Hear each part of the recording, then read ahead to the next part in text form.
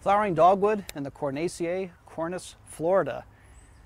Many regard as the most beautiful of all of our native trees. It has a very distinctive bark.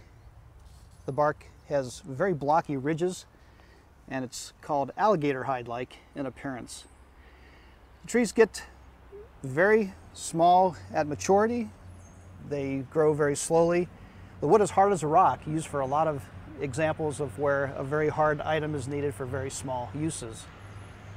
It has a very beautiful umbrella-shaped canopy and a very flat architecture, which is because of its years of living in the understory. This tree never really gets that big, 20 to 30 feet at maturity. It'll live for 50 to 100 years on a good site.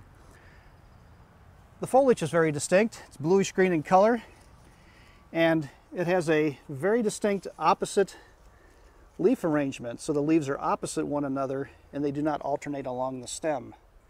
And as beautiful as the leaves are in the summer, they're outstanding in the fall when they turn combinations of red and orange. Not only is the fall color very beautiful, but the flowers are outstanding in early spring.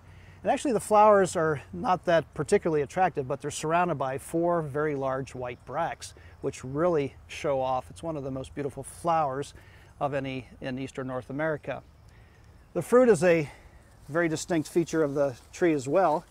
They're not ripe yet, but when they are ripe, those drupes will become a very bright red, and it's a source of food for many bird species.